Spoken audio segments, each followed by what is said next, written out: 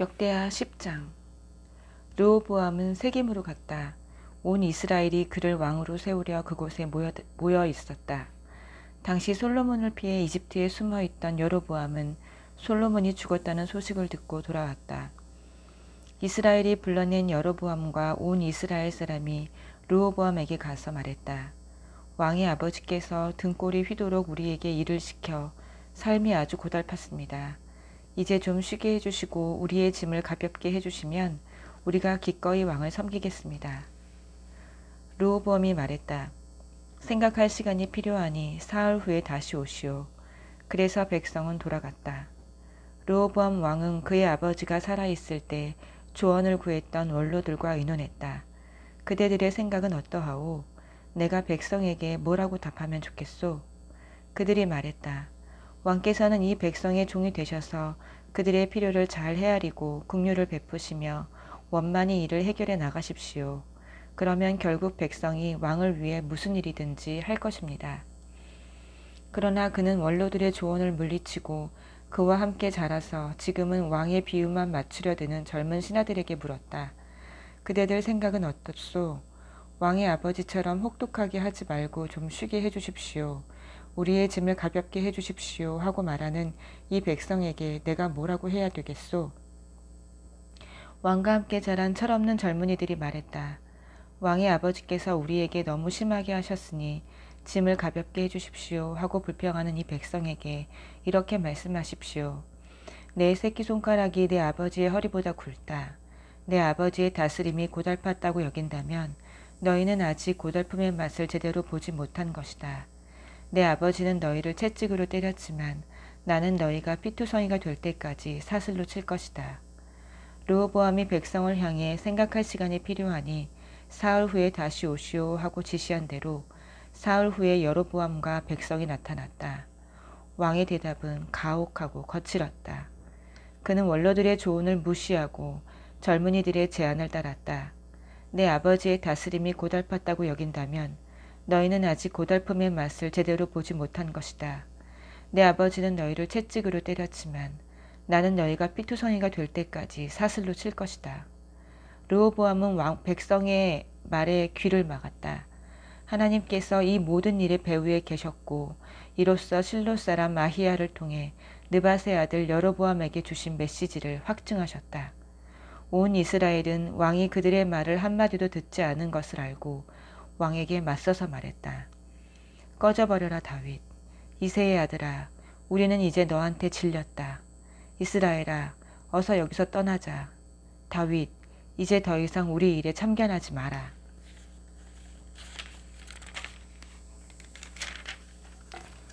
그런 다음 백성이 떠나갔다. 그러나 르호보암은 유다 성읍들에 사는 사람들을 계속 다스렸다. 그 후에 르호보암 왕이 노역 책임자인 아도니람을 보내자 이스라엘 백성이 모여서 그를 돌로 쳐 죽였다. 르호보암 왕은 재빨리 전차에 뛰어올라 예루살렘으로 피했다. 그때부터 오늘까지 이스라엘은 다윗 왕조에 계속 대항했다. 11장. 예루살렘으로 돌아온 르호보암은 유다와 베냐민 지파 사람들을 소집하고 정예군 18만 명을 동원했다. 그는 이스라엘과 전쟁을 벌여 나라를 되찾으려고 했다. 그때 하나님의 말씀이 거룩한 사람 스마야에게 임했다. 솔로몬의 아들 유다왕 르호보암과 유다와 베냐민의 모든 이스라엘 백성에게 전하여라. 이것은 하나님의 말씀이다. 너희는 진군하지 마라. 너희 형제 이스라엘 자손과 싸우지 마라. 너희는 한 사람도 남김없이 다 집으로 돌아가거라. 이 모든 것이 나의 뜻이다. 그들은 하나님께서 말씀하신 대로 집으로 돌아갔다. 르호보암은 계속해서 예루살렘에 살면서 유다 곳곳에 방어 체계를 구축했다. 베들레헴, 에담, 드고와 벳술, 소고, 아둘람, 가드, 마레사, 십, 아도라임, 라기스, 아세가, 소라, 아얄론, 헤브론이 그가 유다와 베냐민을 보호하기 위해 세운 방어선이었다. 그는 요새 성읍을 강화하고 지휘관들을 임명하며 비상식량과 올리브 기름과 포도주를 비축했다. 그는 모든 성읍에 큰 방패와 창들을 갖추어 두고 성읍의 방비를 크게 강화했다. 그래서 유다와 베냐민은 한동안 안전했다. 이스라엘 전역에서 제사장과 레위인들이 르호보암에게 왔다. 레위인들이 자기 목초지와 재산을 버리고 유다와 예루살렘으로 이주한 것은 여로보암과 그의 아들들이 그들에게서 하나님의 제사장직을 박탈하고 제사장을 따로 세워 여러 예배 처소에서 그가 만든 수점소와 송아지 우상을 섬기게 했기 때문이다. 이스라엘의 모든 지파 가운데서 이스라엘의 하나님을 찾기로 결심한 모든 사람은 제사장과 레위인들과 함께 예루살렘으로 이주하여 그곳에서 그들 조상의 하나님께 제사를 드려 예배했다. 이것이 유다 나라의 엄청난 힘이 되었다. 그들은 3년 동안 솔로몬의 아들 르호보암 곁을 지키면서 다윗과 솔로몬의 길을 충실히 따랐다. 르호보암은 다윗의 아들 여리목과 이새의 아들 엘리압의 딸 아비하일 사이에서 태어난 마할랏과 결혼했다. 마할랏은 여우스, 스마랴, 사함을 낳았다. 그 후에 르호보암은 압살롬의 딸 마아가와 결혼했는데 마아가는 아비야, 아떼, 시사, 슬로밋을 낳았다. 마아가는 르호보암이 가장 사랑한 아내였다. 그는 다른 아내나 첩들보다 그녀를 더 사랑했다. 르호보암은 마아가의 아들 아비야를 맏아들, 곧 형제들의 지도자로 삼았다. 그를 다음 왕으로 삼을 생각이었다.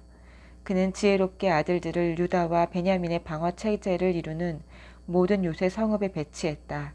그리고 풍부한 양식과 많은 아내를 주어 그들을 행복하게 해주었다. 12장 르호보암이 나라를 안정시켜 다시 세력이 강해지자 그와 온 이스라엘은 사실상 하나님과 그분의 그분의 길을 버렸다. 그와 그의 백성이 하나님께 신실하지 않았으므로 르호보암 5년에 이집트 왕 시삭이 예루살렘으로 쳐들어왔다. 그는 전차 1200대와 기병 6만 명, 리비아와 숲과 에티오피아 사람들로 구성된 이집트 군대를 거느리고 왔다. 그들은 유다의 요새 성읍들을 빼앗고 예루살렘까지 진격해왔다. 그때 예언자 스마야가 시삭을 피해 예루살렘으로 후퇴한 유다 지도자들과 함께 르호보암에게 가서 말했다. 하나님께서 말씀하십니다. 내가 나를 버렸으니 이제 나도 너를 버려 시삭에게 넘기겠다. 이스라엘의 지도자들과 왕이 회개하며 말했다. 하나님께서 오르십니다. 하나님께서 그들이 겸손히 회개하는 모습을 보셨다. 그러자 하나님의 말씀이 스마야에게 임했다. 그들이 겸손히 뉘우치니 내가 그들을 멸하지 않겠다. 그들을 너그럽게 봐줄 것이다. 시삭을 통해 예루살렘에 나의 진노를 드러내지 않을 것이다. 그러나 나는 그들을 시삭의 신하로 만들 것이다. 그들은 나를 섬기는 것과 세상의 왕을 섬기는 것이 어떻게 다른지 알게 될 것이다. 그때 이집트 왕 시삭이 예루살렘을 공격했다. 그는 하나님의 성전과 왕궁의 보물 보관소에서 무엇이든 손에 잡히는 대로 약탈하고 솔로몬이 만든 금방패까지 가져갔다. 르호보암 왕은 금방패 대신 청동방패를 만들어 왕궁 입구를 지키는 경비대에게 주었다. 왕이 하나님의 성전에 갈 때 경비대가 방패를 들고 왕을 수행했다가 일이 끝나면 경비대실에 다시 가져다 놓았다. 르호보암이 회개했으므로 하나님께서 진노를 거두셨고 그를 완전히 멸하지 않으셨다. 유다에 선한 일도 벌어지고 있었으니 상황이 암담하지만은 않았다. 르호보암 왕은 예루살렘에서 자신의 통치 체제를 개편하고 왕권을 다시 굳게 세웠다. 르호보암은 왕위에 오를 때 41살이었다. 그는 이스라엘의 모든 지파 가운데서 하나님께서 친히 임재하시는 특별한 처소로 택하신 예루살렘 성에서 17년 동안 다스렸다. 그의 어머니는 암몬 사람 나아마다. 그러나 르호보암에 대한 최종 평가는 그가 악한 왕이라는 것이었다. 그에게 하나님은 중요하지 않았다. 하나님께 관심이 없었을 뿐 아니라 그분을 마음으로 찾지도 않았다. 르호보암의 역사는 예언자 스마야와 선견자 이도의 회고록에 처음부터 끝까지 족보와 함께 기록되어 있다. 르호보암과 여로보암 사이에는 전쟁이 끊이지 않았다. 르호보암은 죽어서 자기 조상과 함께 다윗성에 묻혔다. 그의 아들 아비야가 뒤를 이어 왕이 되었다. 13장 여로보암 왕 18년에 아비야가 유다 왕위에 올랐다. 그는 예루살렘에서 3년 동안 다스렸다. 그의 어머니는 기브아 사람 우리엘의 우리엘의 딸 마아가다. 아비야와 여로보암 사이에 전쟁이 벌어졌다. 아비야는 정예군 40만 명을 이끌고 싸움에 나섰고 여로보암 또한 정예군 80만 명으로 맞섰다. 아비야가 에브라임 산지 스마라임 산에 잘 보이는 곳에 서서 말했다. 여로보암과 온 이스라엘은 들어라. 하나님 이스라엘의 유일하신 하나님께서 다윗과 그 후손을 이스라엘의 영원한 통치자로 세우시고 하나님의 나라는 하나님의 왕이 다스린다고 소금 언약으로 확증하게 하신 것을 너희가 알지 못하느냐. 그런데 어떻게 되었느냐. 솔로몬의 종 느밧의 아들 여로보암이 자기 주인에게 반역했다. 온갖 불량배들이 그와 함께 작당하니 솔로몬의 후계자 르호보암이 당해내지 못했다. 르호보암은 어찌할 바를 몰랐다. 게다가 그는 겁이 많아서 그들과 맞서지 못했다. 너희는 그 약점을 이용하여 다윗의 후손에게 위임된 하나님의 통치에 주제넘게 맞서고 있다. 큰 군대를 거느리고 거기다 여로보암이 너희에게 신으로 만들어준 그 금송아지 우상들 때문에 너희가 아주 대단한 줄 아는구나. 하지만 지금까지 너희가 한 일을 보아라. 너희는 아론 자손인 하나님의 제사장과 레위인들을 쫓아내고 이방인들처럼 너희 멋대로 제사장을 세웠다. 누구든지 돈을 충분히 들고 가서 값만 치르면 제사장이 될 수 있다. 하나님 아닌 거짓 우상들의 제사장 말이다. 하지만 유다에 남은 우리는 하나님께 머물러 있다. 우리는 그분을 최신 우상으로 바꾸지 않았다. 확실히 검증된 아론의 제사장들이 우리를 하나님께로 인도하고 또 레위인들이 우리의 예배를 인도하여 날마다 아침과 저녁 기도 때 하나님께 번제와 향기로운 향을 드리고 깨끗한 상에 갓 구운 거룩한 빵을 차려내며 밤마다 금 등잔대에 불을 밝히고 있다. 우리는 하나님께서 명령하신 일을 그분이 말씀하신 방식대로 지키고 있다. 그러나 너희는 그분을 버렸다. 너희 눈에는 보이지 않느냐? 하나님께서 우리 편이시며 우리의 지도자이시다. 그분의 제사장들은 나팔을 들고 전투 신호를 보낼 태세가 되어 있다. 이스라엘 백성아, 하나님 너희 조상의 하나님과 싸우지 마라.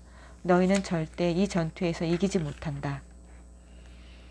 아비야가 말하는 동안 여로보암은 사람들을 뒤로 보내서 그들을 기습하게 했다.